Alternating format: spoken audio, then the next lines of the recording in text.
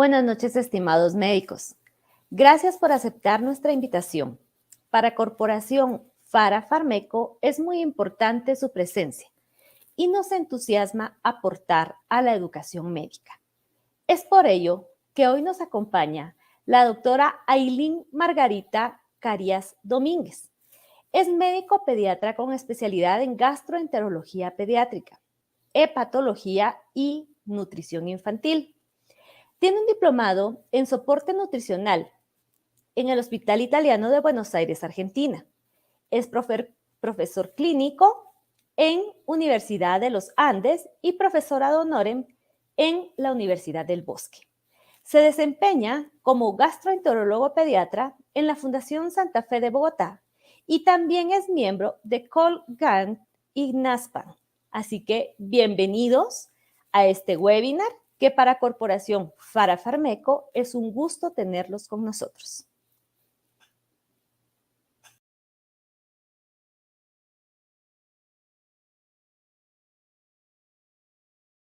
Bienvenidos a todos.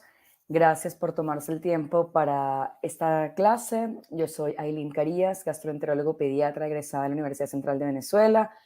Además, soy parte del equipo de gastroenterología pediátrica de la Fundación Santa Fe de Bogotá y coordino el grupo de soporte nutricional pediátrico de este centro. El día de hoy vamos a hablar de algo fantástico, que son los trastornos funcionales o llamados también trastornos del eje cerebro-intestino. Y vamos a hablar acerca de sus consecuencias y su manejo. En relación a los conflictos de interés, yo he sido asesor y he dictado conferencias para la industria farmacéutica. Esta conferencia no tiene información comercial, sin embargo recibo honorarios por la misma. Vamos a empezar haciendo definición de conceptos. Y cuando hablamos de trastornos funcionales digestivos o llamados actualmente trastornos del eje cerebro-intestino, tenemos que saber que estos son un grupo de enfermedades o de trastornos que impactan la calidad de vida y que pueden afectar cualquier segmento de la vía digestiva. Y se caracteriza por ser funcional, es decir, sin una causa aparentemente orgánica y de difícil manejo. ¿Y por qué el difícil manejo? Porque está involucrada de forma importante la relación médico-paciente y por lo tanto pueden generar un grandísimo reto. El espectro de síntomas relacionados a los trastornos funcionales digestivos van desde el dolor o ardor abdominal, distensión abdominal, náuseas, sensación de plenitud, vómitos e inclusive hábitos intestinales alterados como diarrea o estreñimiento. ¿Cómo se clasificaron entonces y cómo se definieron estos trastornos funcionales digestivos o trastornos del eje cerebro-intestino? Se reunieron un grupo de expertos a nivel mundial en la ciudad de Roma e hicieron las primeras categorizaciones de estos trastornos que inicialmente eran como muy mitificados y decididos, pues no, esto es que la gente está loca, lo está inventando. Y la realidad es que se encontraron con que no era así, con que sí habían una caracterización de síntomas que podían unirse y dar nombre a un síndrome. Entonces, este consenso de expertos, la última vez que se reunió fue en el año 2016 y tenemos los actuales criterios, que son los criterios de Roma 4. Y los criterios de Roma 4 dividieron a los trastornos funcionales digestivos en grupos, pues obviamente los adultos, pero además en la edad pediátrica los dividieron en el niño pequeño menor de 2 años y el niño grande, pues mayor de 2 años hasta la adolescencia.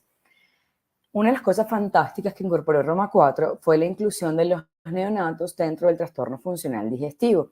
Y así tenemos que en este grupo etario de 0 a los 2 años tenemos la regurgitación del lactante, la rumiación, los vómitos cíclicos, el cólico del lactante, la diarrea funcional, la disquesia del lactante y el estreñimiento funcional. Y en el niño mayor de 2 años hasta el adolescente los tenemos caracterizados en 3 grandes grupos, en trastornos de náuseas y vómitos funcionales, que incluyen vómitos cíclicos, náuseas funcionales y vómitos funcionales, rumiación y aerofagia. Hay el grupo de los trastornos de dolor abdominal funcional, perdón, los cuales son dispepsia funcional, síndrome de intestino irritable con sus variables de estreñimiento, diarrea, mixto y no clasificado, migraña abdominal, dolor abdominal funcional no especificado de otra manera, y los trastornos funcionales de la defecación, que son el estreñimiento funcional y la incontinencia fecal no retentiva.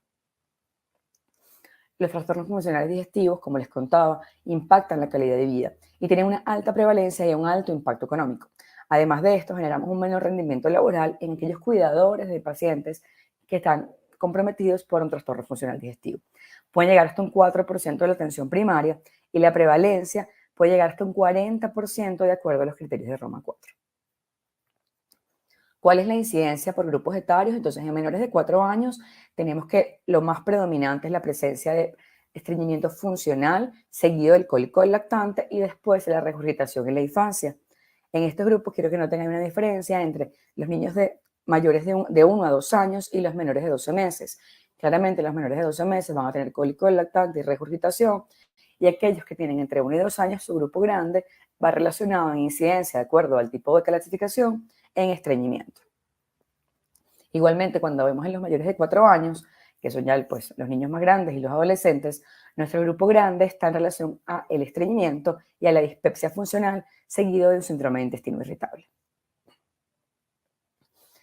Vamos a hablar entonces de qué es lo que integra el trastorno funcional digestivo o los trastornos del eje cerebro-intestino con este modelo biopsicosocial. ¿Qué sabemos? Sabemos que en el círculo azul tenemos la presentación de los trastornos funcionales digestivos de acuerdo a sus síntomas, de acuerdo a su severidad o de acuerdo al comportamiento asociado al síntoma. ¿Y qué es lo que sucede entonces? Sabemos que hay una primera disrupción en la vida temprana, en el cual incluye la genética, la cultura, el ambiente dado por traumas, presencia de infecciones, recepción de antibióticos, comportamientos parentales y conductas parentales, que se involucra con lo que son factores psicosociales y con la fisiología. Entonces, en factores psicosociales, ¿cuáles tenemos? Estrés en la vida temprana, es decir, la exposición a unidades de cuidados intensivos, la exposición a cuidados intensivos neonatales, los rasgos de la personalidad. Sabemos que hay diferentes tipos de personalidad y eso nos enfrenta al tipo de reacción ante la enfermedad. El nivel cognitivo y el soporte del núcleo familiar o la red de apoyo.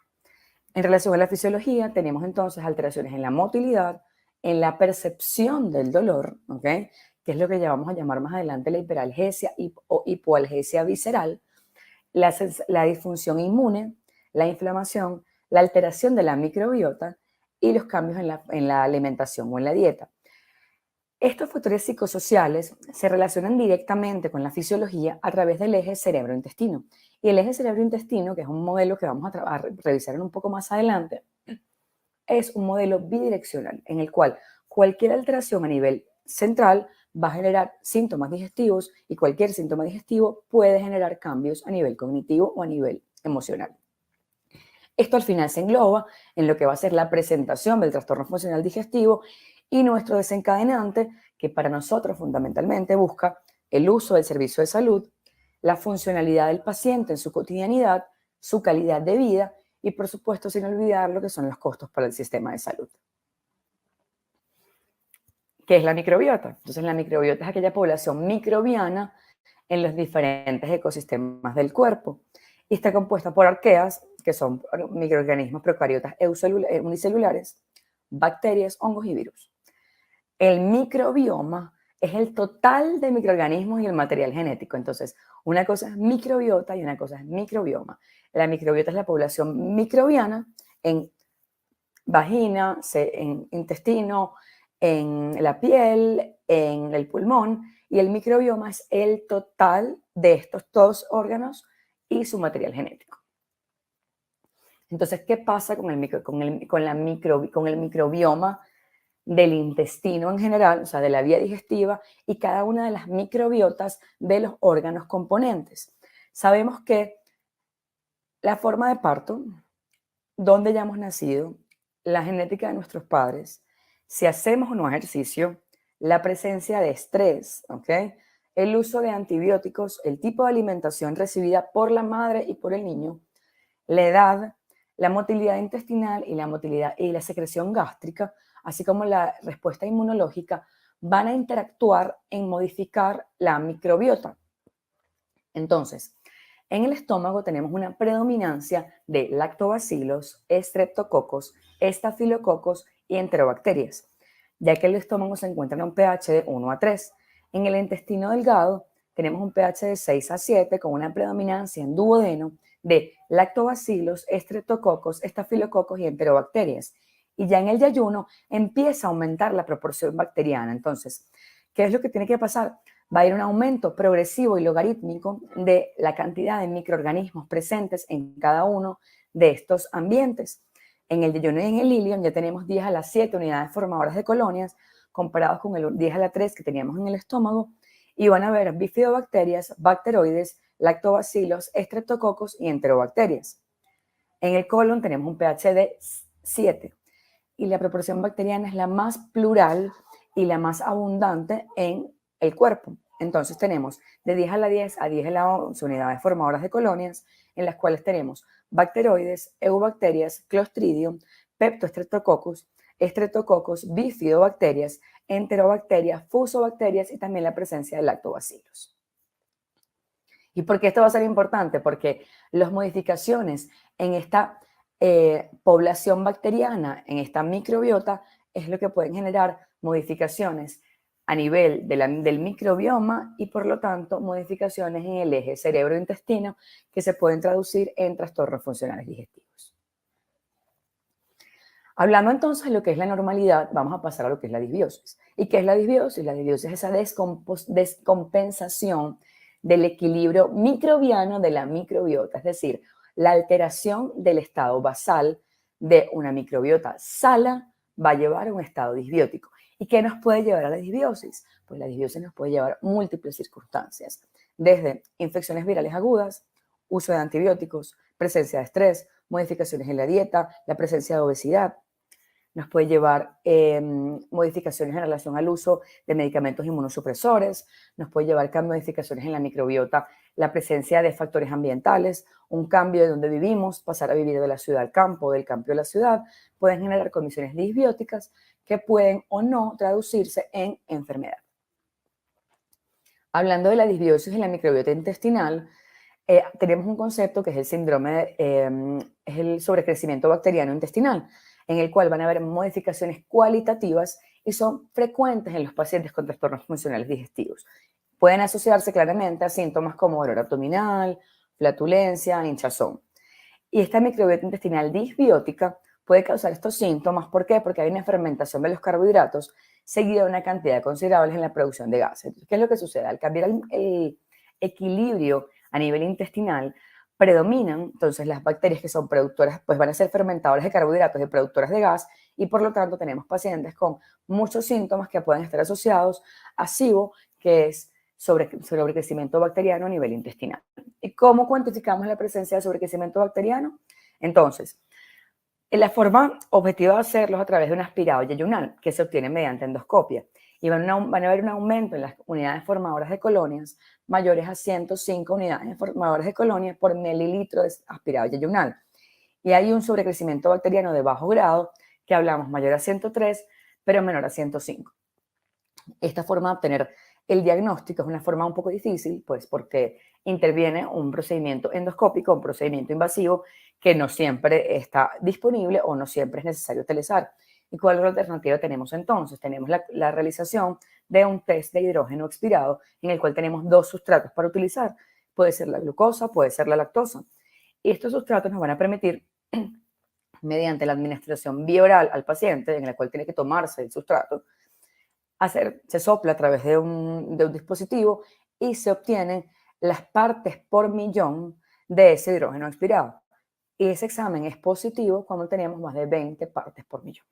Y de esa forma podemos objetivizar la presencia de sobrecrecimiento bacteriano y definir la necesidad de tratamiento dirigido.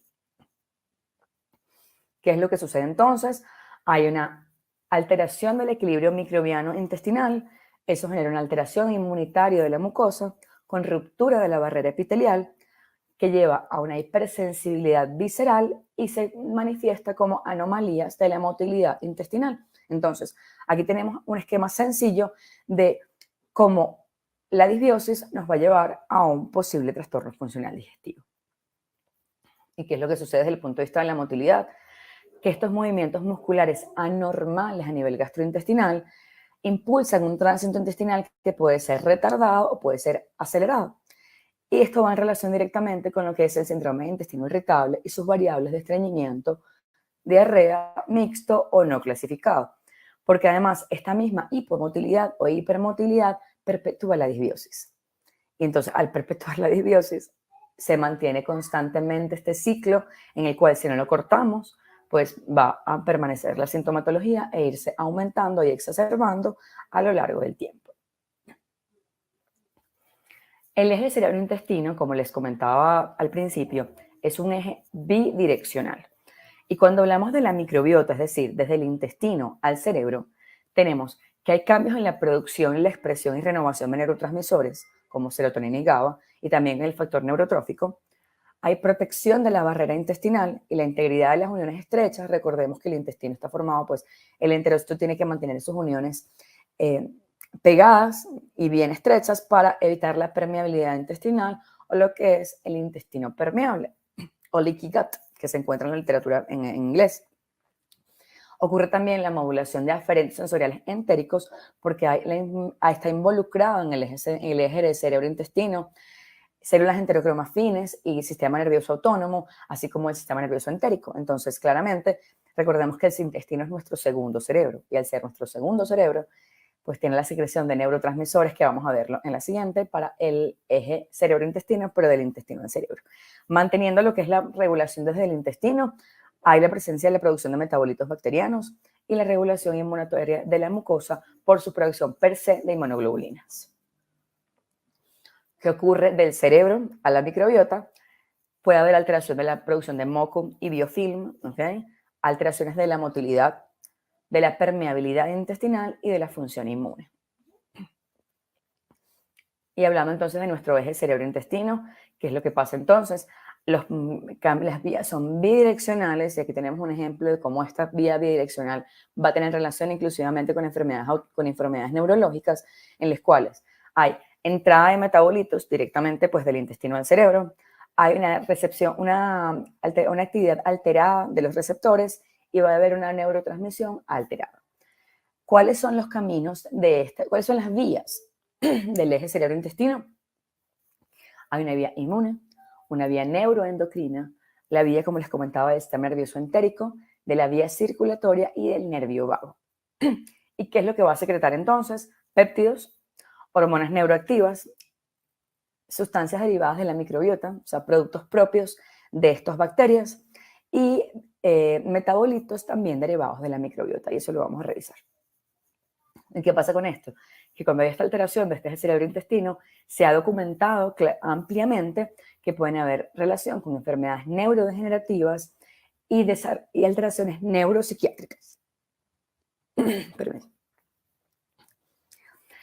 ¿Qué pasa? Las rutas de comunicación entre el intestino y el cerebro son vías neuronales, inmunomediadas y mediadas por metabolitos. Esta disbiosis intestinal va a haber un aumento en la inflamación, así como la activación del eje pues, hipotálamo en neuroendocrino y se alteran los niveles de neurotransmisores y metabolitos.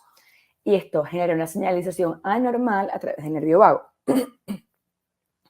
La integridad reducida de la barrera intestinal desencadena este intestino permeable y la inflamación. Y las citocinas inflamatorias van a inducir la alteración de la integridad de esa barrera hematoencefálica.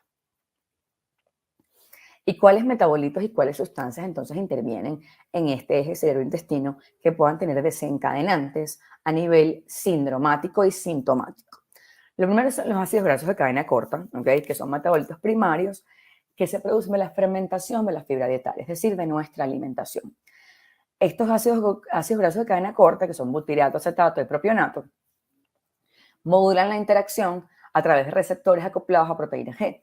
Y esto va a afectar la fisiología. ¿Y por qué? Porque cambia la contractilidad, la percepción o sensación visceral, la secreción y la integridad de la barrera intestinal. También está la serotonina y la triptamina. Un grupo de investigadores, pues el año pasado, que hicieron un estudio grandísimo en el cual dijeron, habrá mecanismos de sinergia entre el sistema nervioso entérico y la microbiota intestinal, y pues claramente lo había porque había la liberación de serotonina y del receptor de serotonina, lo cual genera una relación directa con la relajación y la contracción del músculo liso. Entonces, claramente, la modificación de esta vía va a generar potencialmente vas a generar alteraciones en la motilidad que van en relación con el mecanismo disbiótico. Entonces, si hay modificaciones en la microbiota que van relacionadas con la secreción de serotonina y tritamina, que son metabolitos activos de la microbiota intestinal, entonces claramente modificaciones en esos metabolitos activos que son serotonina y tritamina me va a generar modificaciones en la motilidad. La tritamina, lo que les contaba, está producida entonces por Clostridium esporogenes y ruminococos. Y esta degradación ocurre a partir del triptofano. ¿Y qué sucede entonces? Entonces va a generar un aumento en el flujo iónico a nivel intestinal y secreciones fluidas. Esto tiene una relación directa con el síndrome del intestino irritable y su variable de diarrea. Porque entonces la predominancia de estos microbios van a generar el síntoma de diarrea en un síndrome de intestino irritable. Los ácidos biliares, también se propone que hay alteraciones en la reserva del ácido biliar que está inducido por la disbiosis. Entonces, la malabsorción de los ácidos biliares también está asociada a la malabsorción en el intestino irritable asociado a diarrea y es mucho más frecuente que en aquellos que tienen intestino irritable asociado a estreñimiento. Las alteraciones de la microbiota intestinal, como les contaba cuando les hablaba del intestino irritable y como les comentaba también en el sobrecrecimiento bacteriano, va a modificar el perfil de los gases intestinales, porque la fermentación de carbohidratos conduce a la formación de hidrógeno y dióxido de carbono. Y esto es lo que constituye los gases intestinales producidos por la microbiota. Cuando varía la microbiota, cambia el perfil de producción de gases y el metabolismo de los carbohidratos y se va a asociar a la sintomatología de distensión abdominal, sensación inclusive de pirosis, sensación de llenura, que acompaña los trastornos funcionales digestivos. Entonces, les voy a contar aquí lo que es toda la interacción del eje cerebro-intestino, resumiendo todo lo que hemos hablado en las presentaciones anteriores. Recordemos, tenemos cambios a nivel microbiano que van a traducirse en disfunción de la barrera intestinal, disfunción autoinmune, secreción anormal, hipersensibilidad visceral y alteración de la motilidad. Y vamos a pasar un poquito por cada uno de ellos para que tengan claridad en lo que está pasando. Entonces, la presencia de una disbiosis en la luz intestinal va a llevar a una sensibilización a través de la vía autoinmune. ¿Y qué es lo que va a pasar? Va a haber aumento de los eosinófilos, aumento de los macrófagos, lo que va a generar aumento de serotonina e histamina y la degranulación del mastocito. Esto va a permitir que a través de esas uniones permeables, que son las uniones de los enterocitos, haya una disfunción de barrera. Y esa disfunción de barrera permite que pasen antígenos de la alimentación y también la microbiota alterada. Y va a pasar disminución de la secreción de ácidos grasos de cadena corta, aumento de los ácidos biliares, disminución en la producción de moco, que además va a generar una secreción anormal. Esa secreción anormal de ácidos biliares y de ácidos grasos de cadena corta va a generar una respuesta desde la serotonina, desde la triptamina y desde la histamina. Esto me lleva a una percepción aumentada de la sensación visceral, que es la hipersensibilidad visceral. Y la hipersensibilidad visceral es claramente mi percepción individual del dolor. El niño, el adolescente que tiene un trastorno funcional digestivo, se queja de dolor de forma muy frecuente. Y esa sensación de dolor, decimos, pero no pareciera que le doliera tanto.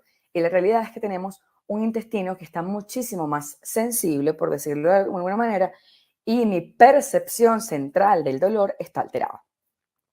Y esto, por supuesto, se va a relacionar también con lo que es la alteración de la motilidad intestinal y, por lo tanto, este espectro en el cual hay diarrea, hay estreñimiento, hay aumento del tránsito intestinal, hay aumento de la percepción del dolor y se va a relacionar directamente con esta disfunción del eje cerebro-intestino. Recuerdan que habíamos hablado de lo que eran los compuestos neuroactivos detectados en las bacterias. Y yo les contaba que en todas las bacterias estudiadas hasta ahora en la microbiota intestinal, hay un transmisor neuroquímico con relación directa.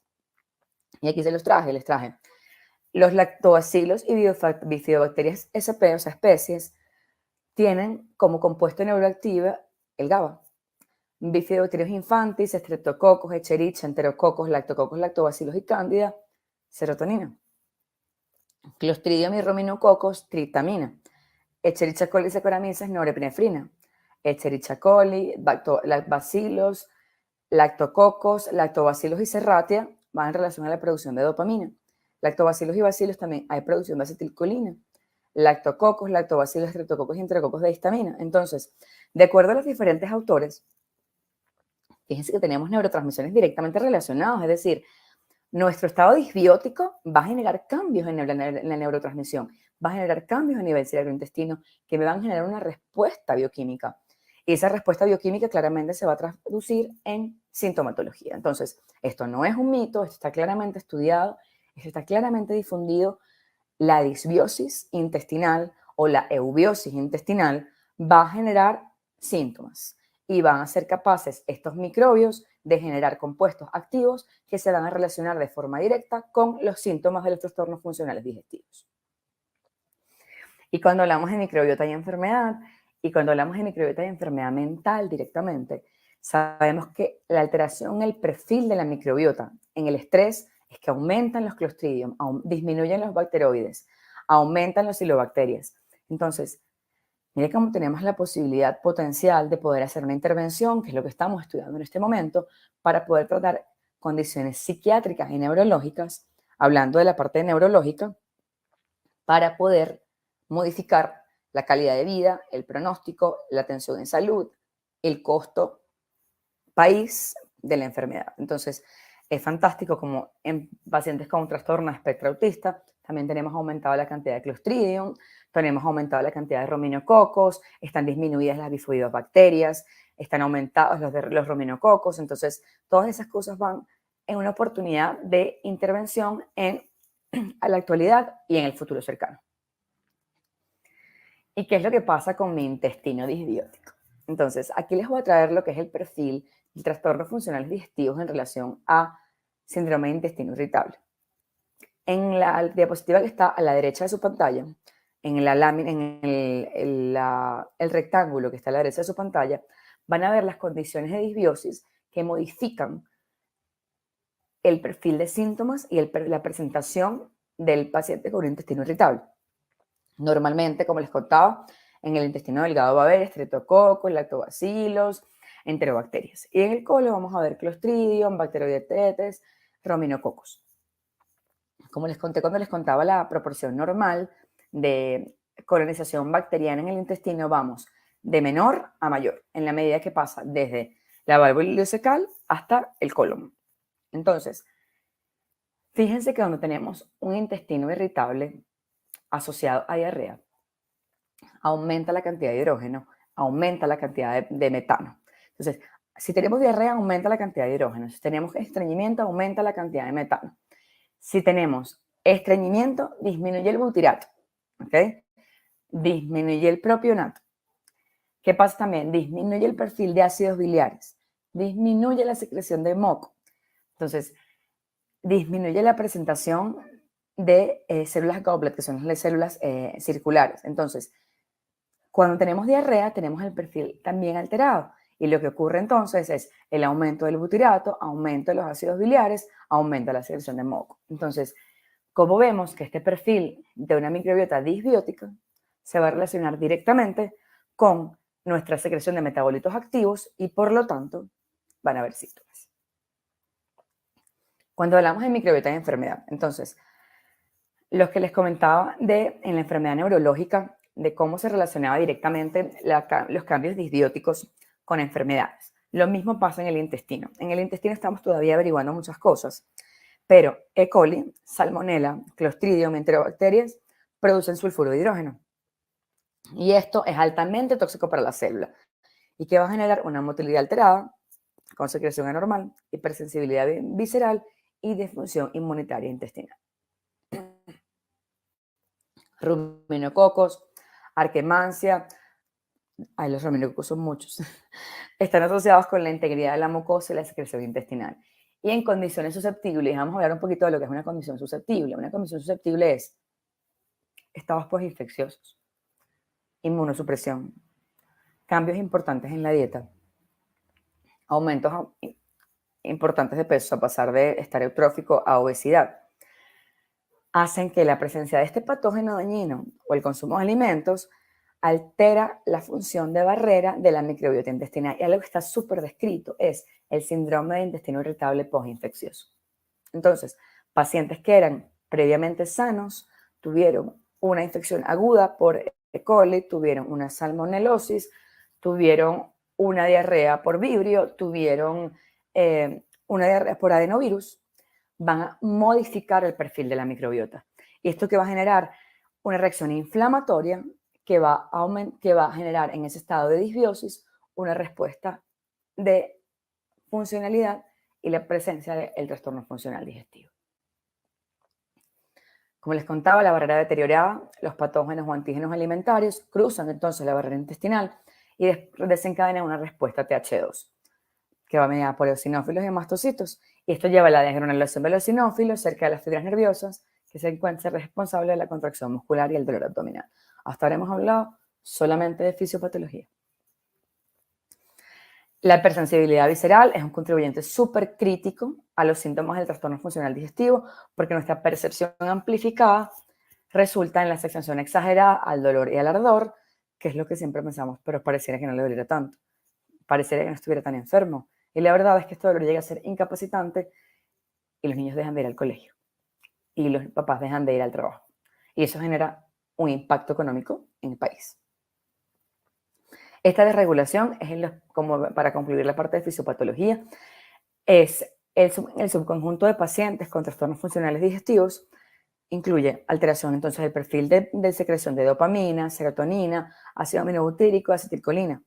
Y esto genera cambios también en el estado emocional y en el comportamiento. Entonces aquí tenemos un punto súper importante porque sabemos, sí, bueno, ok, ya sabemos que el intestino disbiótico va a generar una alteración en el perfil de ácidos biliares, de ácidos grasos de cadena corta, que va a haber alteración de la barrera inmune, que va a haber un intestino permeable, que además de eso me va a generar cambios en células enterocromafines y por lo tanto los síntomas que el paciente tiene. Pero no se queda allí. No se queda allí porque es un eje cerebro-intestino. Y por lo tanto, estas mismas moléculas que me están generando síntomas digestivos me van a generar en mi paciente síntomas emocionales y comportamentales asociados. Y aquí tenemos entonces nuestro cerebro lindo, en el cual vemos cómo en el estado de disbiosis vemos la flecha roja mirando hacia la derecha, ocurre ese intestino permeable, la migración bacteriana, las enzimas proinflamatorias que llevan a mi barrera hematoencefálica alterando el eje del hipotálamo con la secreción de cortisol que me lleva a más intestino permeable, ¿sí? Con un estímulo entonces de las células autoinmunes. ¿Y cómo podemos intervenir desde los probióticos?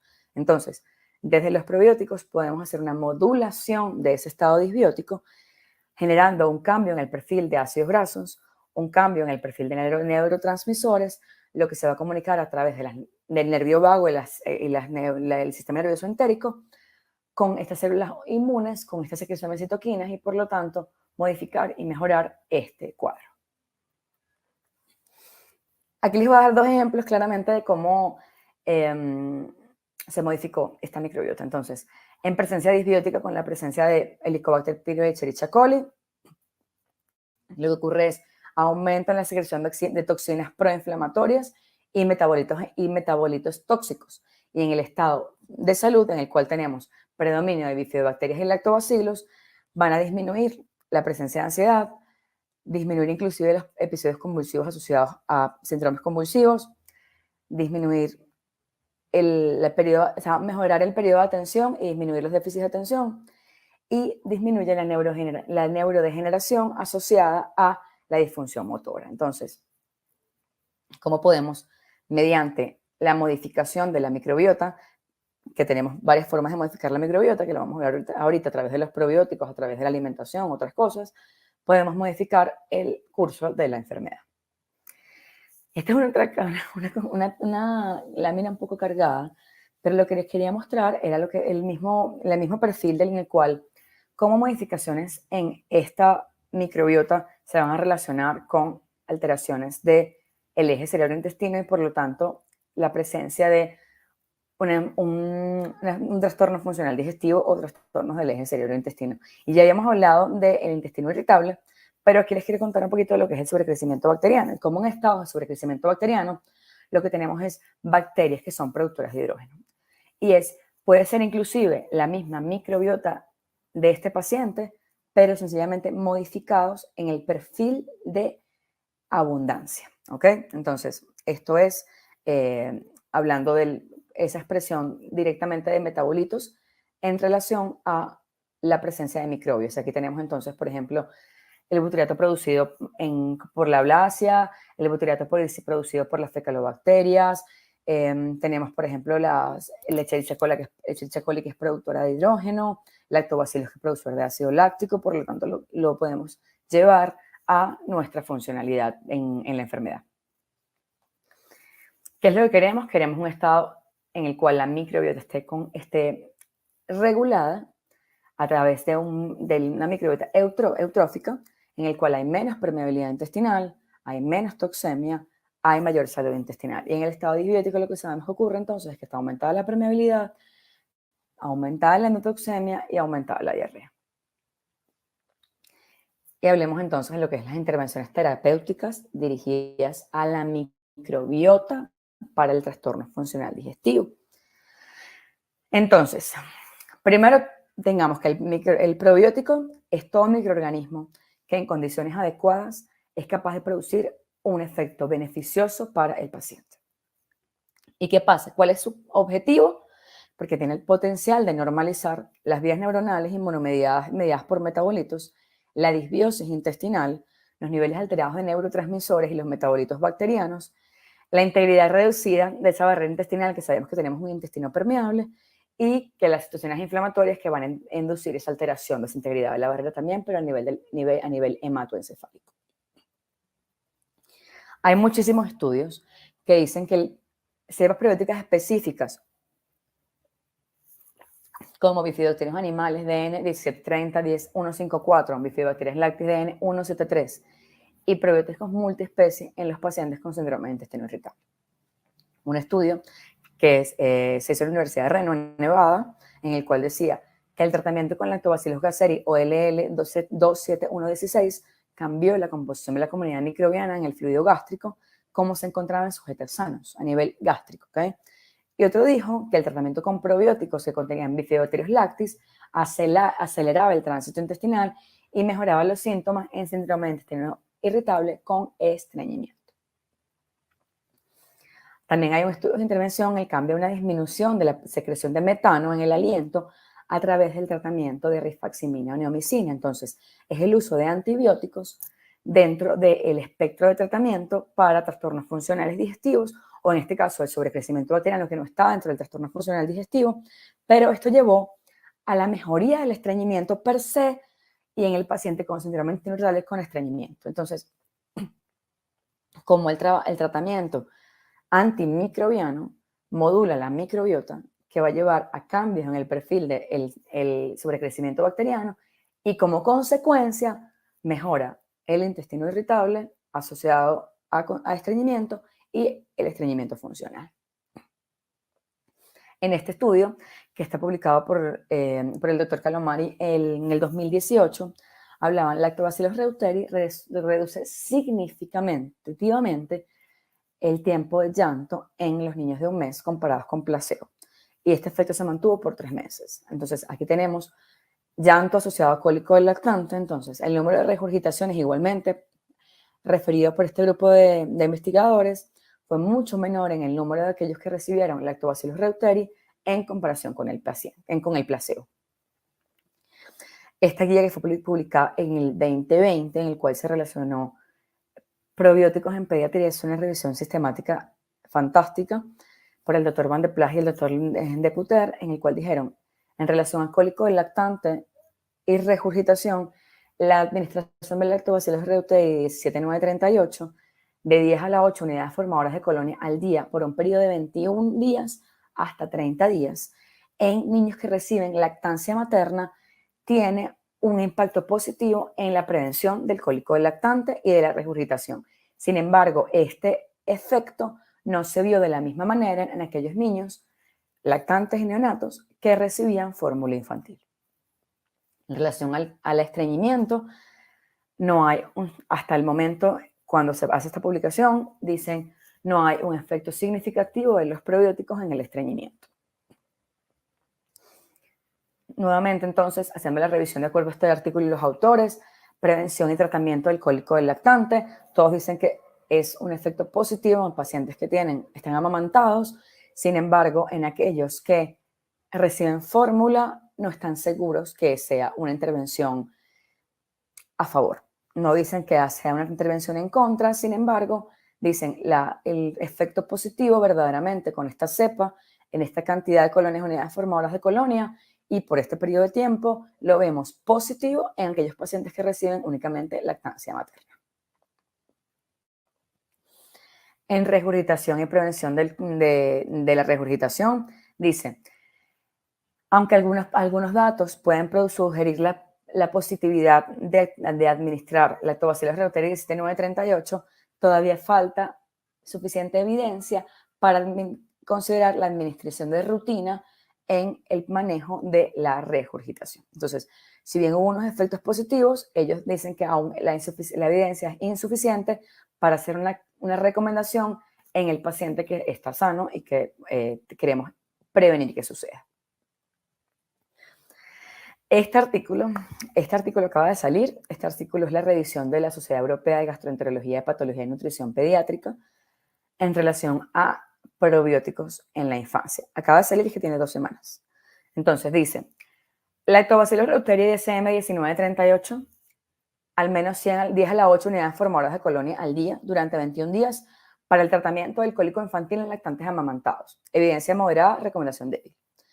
Ninguna a favor o en contra de la misma cepa en pacientes alimentados con fórmula, porque falta pruebas. También dice, Bifidobacterias lactis BB12, al menos 10 a la 8 unidades formadoras de colonia al día durante 21 a 28 días en el tratamiento del cólico infantil en lactantes amamantados. Evidencia moderada, recomendación débil. Y ninguna en este momento para prevención en los pacientes estudiados para prevenir cólico infantil. Entonces esto fue un cambio porque en el 2020, o sea, hace 2 años, dijeron sí, tenemos evidencia para decir prevención de cólico lactante en el niño amamantado. En este momento decimos prevención del cólico lactante, no hay suficiente evidencia, hay evidencia para el tratamiento en el niño amamantado. Cuando hablamos de dolor abdominal funcional, recuerden que teníamos el espectro de dolor abdominal en los niños mayores de 2 años. Dicen, Lactobacillus reuteri 17938 a 10 a la 8 unidades formadoras de colonia para la reducción de la intensidad del dolor. Certeza de la evidencia moderada. Grado de recomendación débil.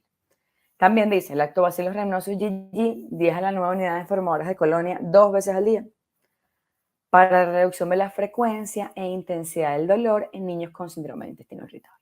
Entonces, certeza de la evidencia moderada, grado de recomendación débil. Estreñimiento funcional. Entonces, no hay recomendación en este momento para el uso de probióticos como tratamiento único o adyuvante en el estreñimiento funcional. Entonces, certeza de la evidencia moderada, recomendación débil. No hay suficientes estudios para decir que hay algo para tratamiento o hay algo para, de acuerdo a este grupo de investigadores, de acuerdo a este artículo que acaba de salir. Y probióticos y la función cerebral. Entonces, sí hay un montón de literatura que dice que el uso de multicepas de probióticos o Bifidobacterium infantis o Bifidobacterium fragilis, estas fueron intervenciones hechas en ratones y veían que se normalizaba la respuesta inmune, que disminuía la ansiedad, que disminuía el estrés, que había mejor respuesta emocional, ¿ok?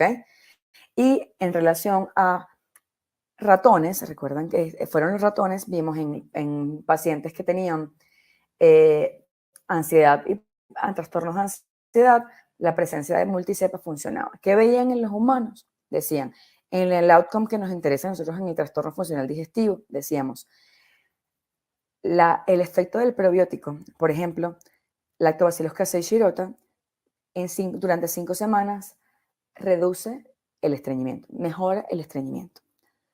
Y la mezcla de probióticos, que era una mezcla de probióticos que existe en los Estados Unidos, multicepa, decía, por 4 semanas mejoraban el puntaje en pacientes que tenían trastorno de espectro autista, que además se manifestaban con síntomas gastrointestinales. La intervención dietética. Entonces, yo siempre digo que el eje de nuestro tratamiento va a estar en la dieta.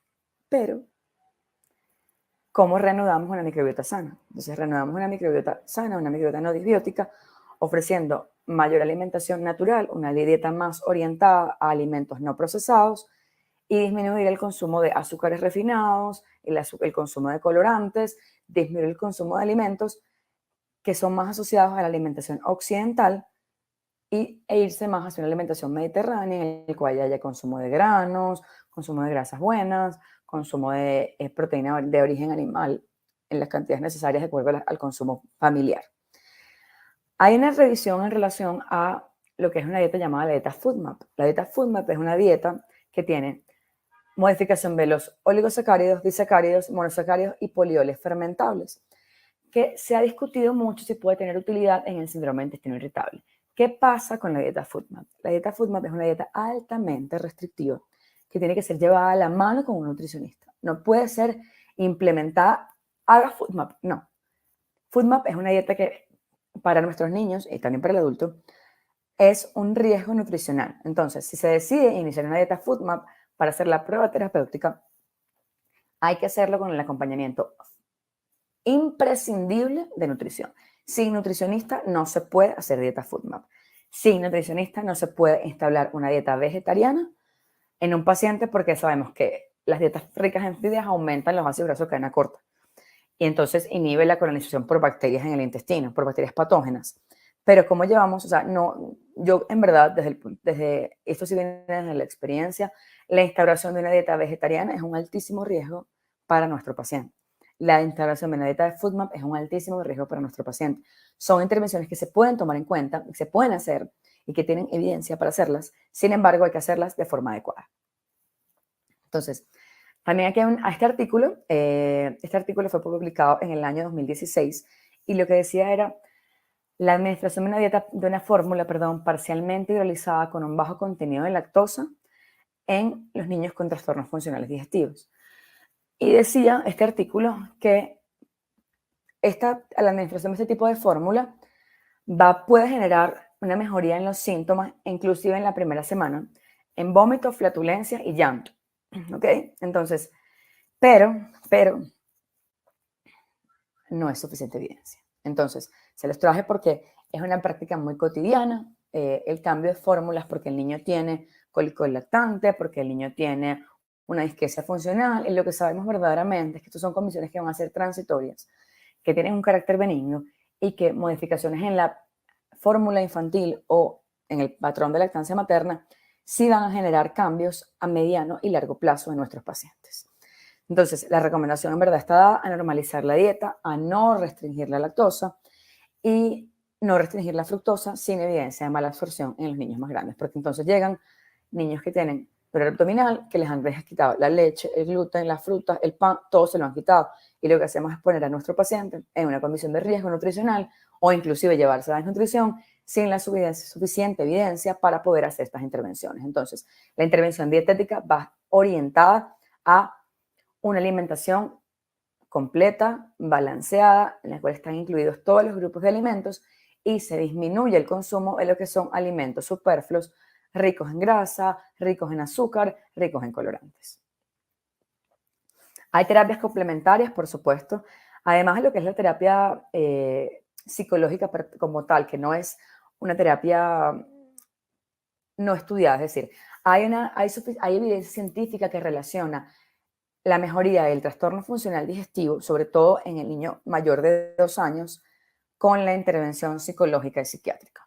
Entonces, nuestros pacientes necesitan el acompañamiento de psicología y psiquiatría, porque es lo que permite el avance en relación. Hay diferentes técnicas como la respiración diafragmática, la meditación, la yoga, que no son terapias complementarias, que forman parte del tratamiento del trastorno funcional digestivo en conjunto, con los probióticos, en conjunto posiblemente con los antimicrobianos. Y aquí les traje fue lo que es la terapia complementaria, es decir, aquellas cosas que hay estudios, no hay suficiente evidencia, pero están en el tapete y por lo tanto tenemos que tenerlas en cuenta. Fitoterapia, que es pues el uso de plantas medicinales de acuerdo a la homeopatía, acupuntura y medicina china. Para recordar, tenemos que ser capaces de identificar los trastornos funcionales digestivos, descartar la presencia de signos de alarma, Evitar exploraciones complementarias innecesarias. Anteriormente,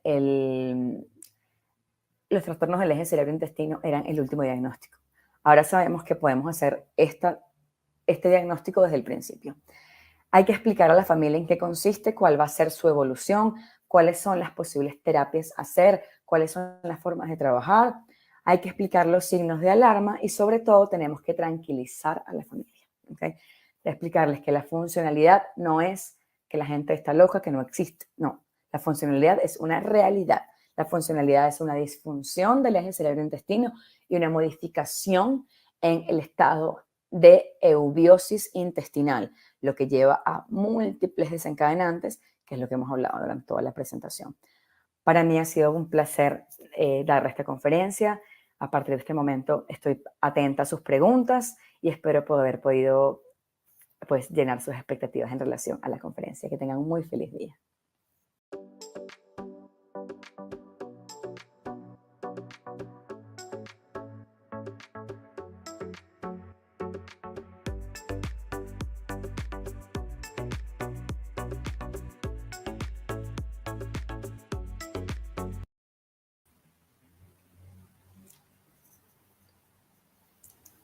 Muchas gracias por su intervención, doctora Carias. La verdad es que no cabe duda que es una experta en el tema. Agradecemos compartir con todos sus conocimientos y pues ahora la dejamos con el espacio de preguntas y respuestas para que todo nuestro auditorio pueda escucharla. ¿Cómo están? Bueno, gracias por el espacio.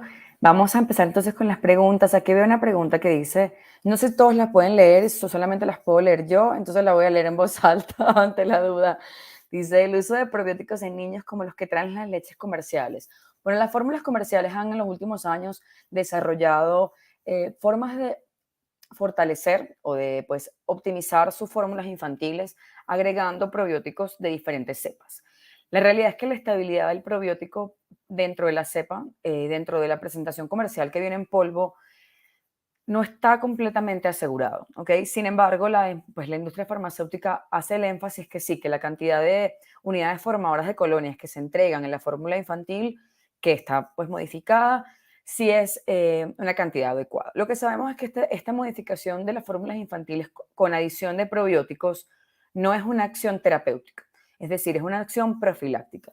Y como les comenté durante la presentación, no hay evidencia suficiente para una indicación profiláctica en manejo de trastornos funcionales digestivos. Y lo que es totalmente cierto es que lo más importante es que nuestros niños reciban una alimentación que sea adecuada, suficiente y completa. Por lo tanto, se está recibiendo únicamente leche materna, no hace falta colocarle nada más, y se está recibiendo una fórmula infantil, tampoco será necesario hacer una suplencia adicional. Entonces, pues están bien estas fórmulas que están fortificadas de alguna manera o adicionadas con probióticos, pero no van a ser un diferencial en el momento terapéutico. Espero que eso recomienda el uso de lactobacilos en enfermedades autoinmunes y estreñimiento, pues no hay suficiente evidencia científica. En relación a enfermedades autoinmunes es algo que es bien debatido, porque sabemos que esta condición de autoinmunidad, esta condición de inmunosupresión constante, en general, pues lactobacilos recordemos que es el primer nombre, recordemos que el probiótico tiene nombre, cepa y especie, ¿ok? Y de acuerdo a eso es que definimos la indicación que tiene. Entonces, en enfermedades autoinmunes hay que tomarlo con muchas pinzas porque puede haber un estado de inmunosupresión en el cual esté contraindicado el uso de probióticos, y en estreñimiento, hasta el momento, en estreñimiento en niños no hay suficiente evidencia científica para una recomendación formal. ¿Qué alimentos mejoran la microbiota intestinal? Todos. Todos. La verdad es lo que importa es, y eso lo hablaba esta mañana, justamente alguien más me hacía esa pregunta y le decía, lo importante es que la alimentación sea balanceada. Si la alimentación es balanceada, ese balance, valga la redundancia, en nuestro intestino, ese estado de eubiosis, se va a mantener y vamos a tener unas poblaciones bacterianas controladas que tengan un efecto beneficioso para la salud. Fuera de ese contexto, alimentos fermentados como el kimchi, el kefir, como los rábanos, no, los repollos que son fermentados, ese es un tipo de alimentos que pues la kombucha, lo que pasa es que la kombucha no es para los niños, la kombucha es para los adultos porque tiene un grado de etanol. Entonces, son alimentos que pueden favorecer una microbiota saludable. Sin embargo, no porque nos traguemos 3 litros de yogur vamos a tener una mejor microbiota. Lo importante es que tengamos una alimentación balanceada. ¿Qué antibióticos pueden usarse en disbiosis? Entonces, la verdad es que para poder tener el diagnóstico de disbiosis, tenemos que ver es un diagnóstico de sobrecrecimiento bacteriano. El estado disbiótico no se estudia de forma cotidiana, sino que el estado disbiótico se estudia con el fin investigativo. Lo que sí se estudia cuando hay síntomas es el sobrecrecimiento bacteriano. Y cuando hay sobrecrecimiento bacteriano verificado, bien sea por un aspirado yeyunal, por un test de hidrógeno aspirado en aliento, o porque tenemos la clínica muy marcada, lo cual se hace de forma cotidiana, por lo menos en los Estados Unidos no se utiliza de forma cotidiana un test de hidrógeno expirado, sino por clínica se trata. Tenemos varios tipos de antibióticos, tenemos antibióticos intraluminales, como la rifaximina, tenemos antibióticos intraluminales y sistémicos como el metronidazol o inclusive como la neomicina. Entonces tenemos esas alternativas en relación a sobrecrecimiento bacteriano, pero no a disbiosis. ¿Por cuánto tiempo se van a usar los probióticos en intestino irritable? En el síndrome de intestino irritable hay algo importante, que es que debemos separar el tratamiento de acuerdo al carácter del intestino irritable. El intestino irritable se divide en asociado a diarrea, asociado a estreñimiento, mixto o no determinado. El probiótico se escoge de acuerdo al síntoma y de acuerdo al síntoma se hacen ciclos de forma regular. Se suelen hacer ciclos de 2 a 3 meses por un periodo de descanso y luego se reinician. ¿Cuáles sirven para cólico del lactante? Entonces, Lactobacillus reuteri 17938 y Bifidobacterius lactis B2, BB2. Ese es el nombre de los que tienen bastante evidencia para el cólico del lactante. También en evidencia en relación a Lactobacillus rhamnosus GG. Son los probióticos que en este momento tienen mayor evidencia para cólico del lactante. ¿El uso de inhibidores de homeoproteína en niños a largo tiempo puede usar disbiosis? Sí, claramente. Recordemos que, ustedes se acuerdan la lámina que yo les coloqué en las cuales le hablé del pH desde el esófago hasta el colon. Entonces, al cambiar el pH del estómago, cambia la concentración de bacterias, tanto su relación como su composición. Entonces, genera disbiosis. Que no siempre puede ser sintomática, ¿ok? Pero sí genera disbiosis. El uso de lactobacilos, ya le habíamos hablado, la parte de lactobacilos en enfermedad autoinmune y estreñimiento. Yo no lo sé, con mi presentación tocaría que hablarlo con la parte comercial, a ver si la presentación se va a enviar en un formato de PDF. Y esto ya también lo habíamos hablado, ¿qué alimentos mejoran la microbiota intestinal? Creo que esas son todas las preguntas que teníamos hasta ahorita. No sé si hay alguna más. Yo creo que esas son todas, doctora. Agradecemos mucho su participación. Muchas gracias por haber estado con nosotros para Corporación Farafarmeco. Es un agrado haberla tenido en este webinar. Muchísimas gracias. Gracias, que tengan feliz noche. Gracias, doctora. Y muchas gracias a todos los médicos por haberse dado el tiempo de estar con nosotros. Ustedes son muy importantes para Corporación Farafarmeco. Les deseamos una feliz noche y nos vemos en una próxima oportunidad. Feliz noche, gracias.